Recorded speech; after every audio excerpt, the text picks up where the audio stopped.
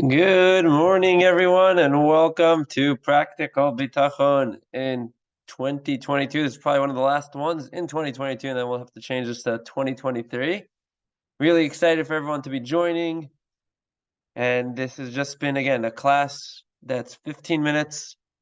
And the focus of it is we have 10 minutes on Shaar Habitachon, which is the gate of trust. And 5 minutes, we have a letter from the Lubavitcher Rebbe, English letters on trust. And I think this is just a phenomenal, great way to start your day, listen to the middle of the day. Just something that we could all learn from, take. And the main focus of this is really for myself. I am not trying to be selfish over here, but trying to really learn every day how to grow. We have challenges that come to us, and it could be with anything we're dealing with in life, whether it's financial, right? We don't know what's going to be tomorrow. I don't know how I'm going to pay my bills. We have, there's health issues. There's family issues. There's so many issues that come up in life. On one hand, you're like, this is terrible. On the other hand, there's a positive. That means you're living life.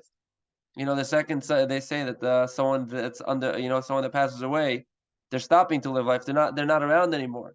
And that's it. You can't change any of the things that happen. So right now, our goal when we're going through this is to be able to take for ourselves what we could learn from this, because we're living life. We're moving forward every day. And what we could do is to lessen that anxiety, lessen our challenges that we have. And when we do that, it's going to make tremendous wonders for us. Now, one of the things that's important to discuss over here that we're in the middle of is in Shaar Habitachon. It brings up, there's 10 ways that someone with Bitachon, someone that has this trust in Hashem, that everything not only is going to be good, but they're so clear about it. They're so tranquil. It's so perfect that they're greater than an alchemist. And again, a reminder of what an alchemist was someone that was a counterfeiter. He was able to have all the money in the world. And the challenge with him was, how did he make all the money?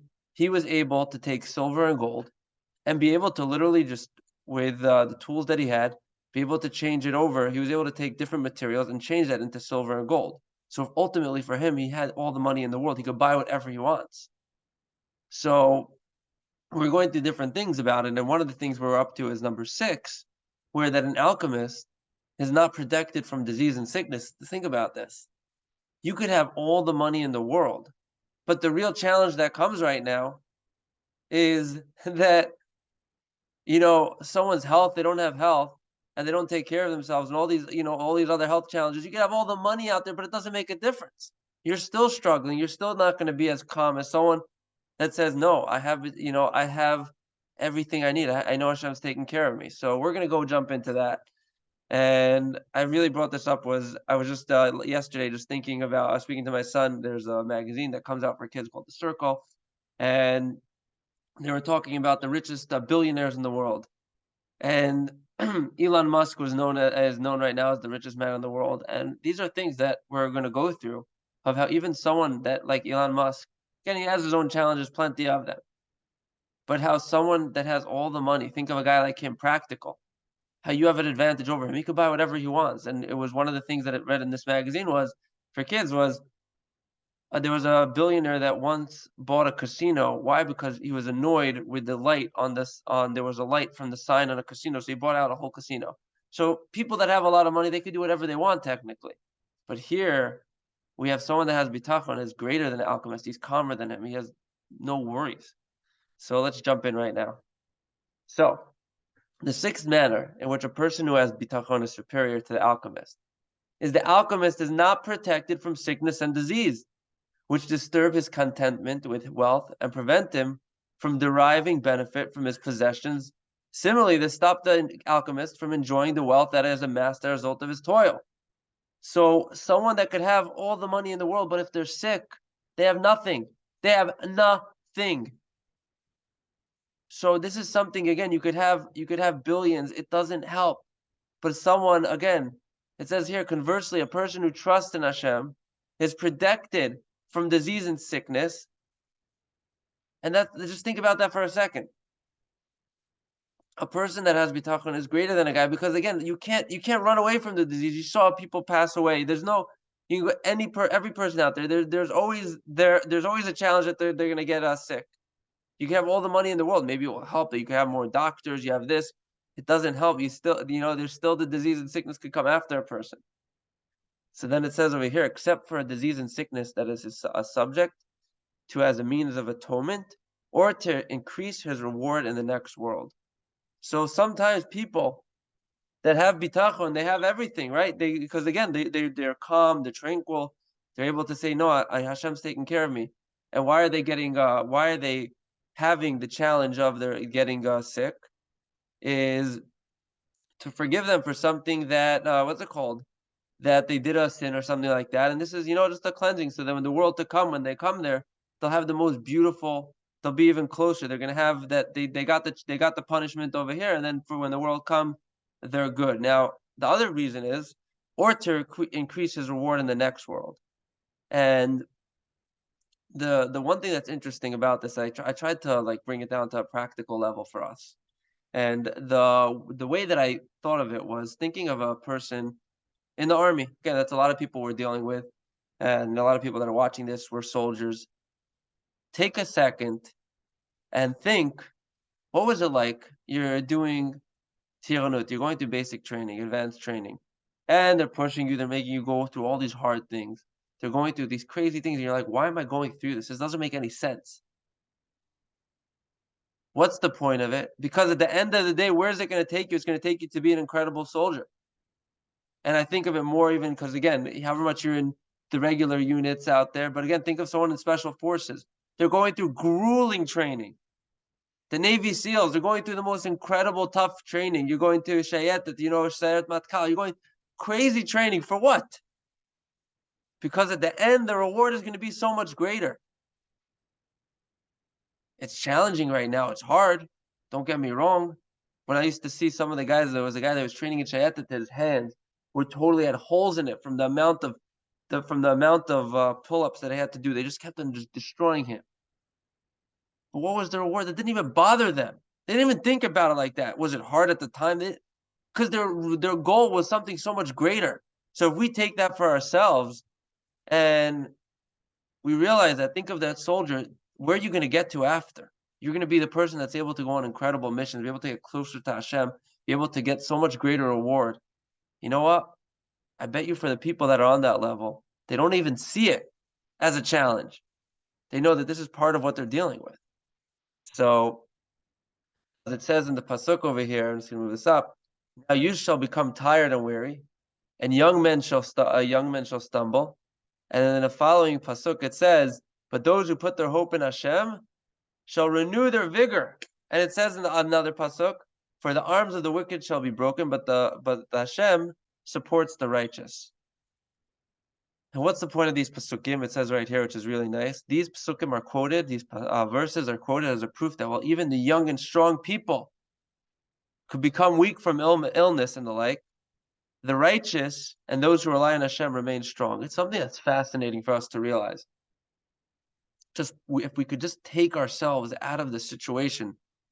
I had a meeting last night, and sometimes we get so caught up. It was a board meeting, and sometimes you get so caught up in the little details of what go on.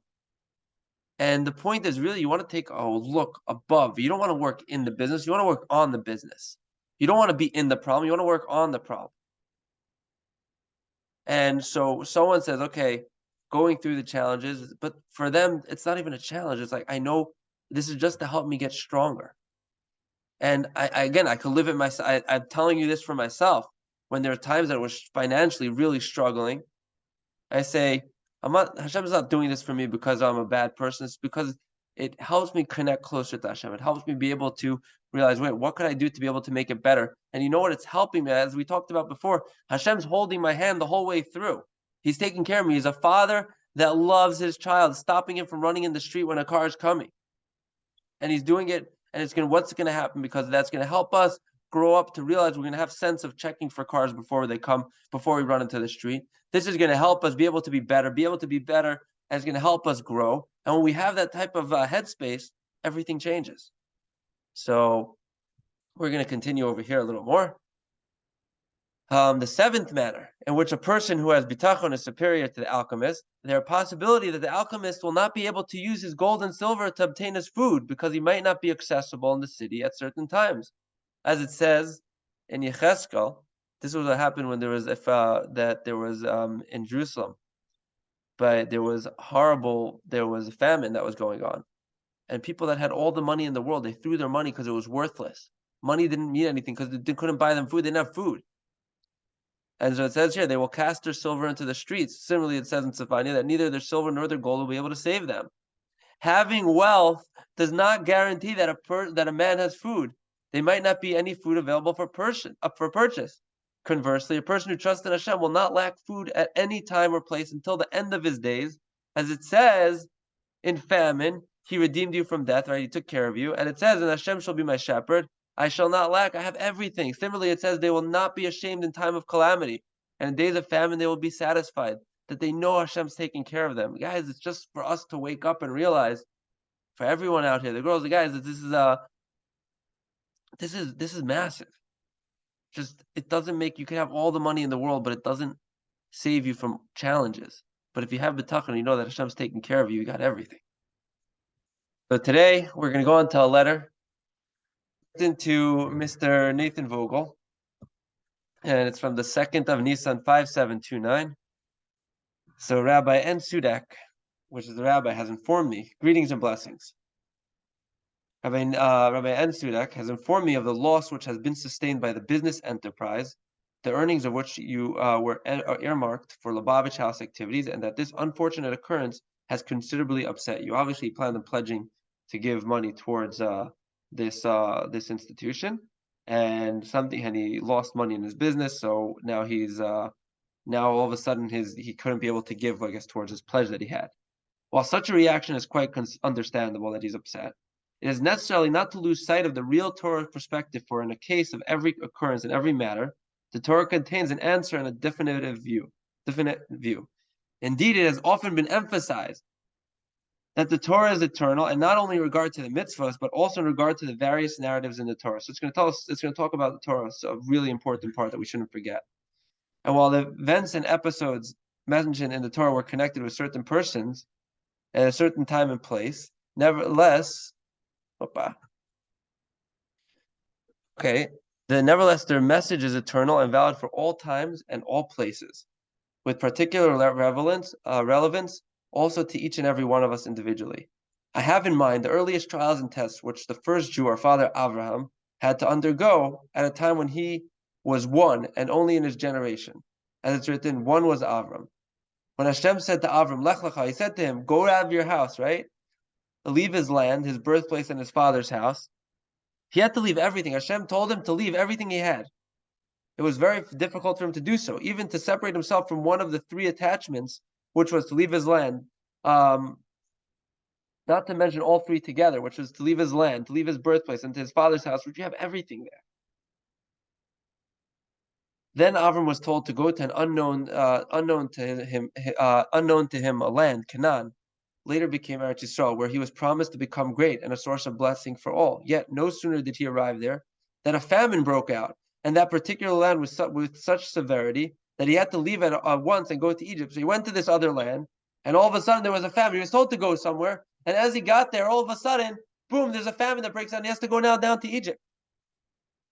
And Hashem made him go down there, which was with Hashem's approval. Under these circumstances, one might have expected that Avram could very seriously question divine providence. Wait, if Hashem sent me here, and all of a sudden, how could I go that way? So Avram could have very seriously questioned divine providence, which seemed so inconsistent and contradictory.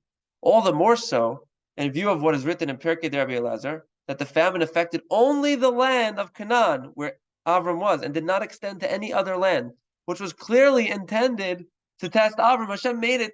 He sends him to one place, and when he gets there, boom, there's a famine there. Yet Avram did not only complain, did not complain, but did everything with joy and gladness of heart, taking his whole family with him, etc. Of course, it all turned out only as a test of his bitachon in God. For soon afterwards, Avram was richly rewarded and returned to Canaan richly laden with cattle, silver, and gold. As the Torah tells us in reference to this experience of Avram, the Midrash Berabah states that everything experienced by Avram also happened to his children. So just remember that it not only happened to him, but also to his children. In the light of the above, you ought to consider yourself very privileged. He's going back to Mr. Vogel, that you have the zchus to be considered worthy of nisyonos, of tests, similar to above, like to Avram, and the similarity surely requires no elaboration. I'm confident that very soon you too will see the happy end of this test and be richly rewarded with silver and gold, also in the plain sense of the word. All the more so, since the profits of the business enterprise have, in the light of one second, have been dedicated to a holy cause. The Rebbe is writing that he'll be even more that he's going to do well because he's giving it towards worthy cause, holy causes. Inasmuch as we'll soon celebrate Yom Tov Pesach, the holiday of Passover, the festival of liberation. May God grant you that you should be liberated also from all distracting thoughts and be able to continue your sacred work in matters of Torah, holiness in general, and the activities of Lubavitch and kosher chinuch in particular, and do so with joy and gladness of the heart. Wishing you and yours a kosher and happy Pesach with blessings from the Rebbe Response app. This is where the letter was taken from. Wow, incredible. Really looking forward, everyone, to continuing with this. This is just amazing. And again, just we'll be able to continue on, just keep on rocking your way forward. Again, it's a challenge for all of us, but this is part of the beauty of it. It's really going to take us a long way. So I just want to wish you all a great, fantastic day. And we're going to be able to just go rock on forward.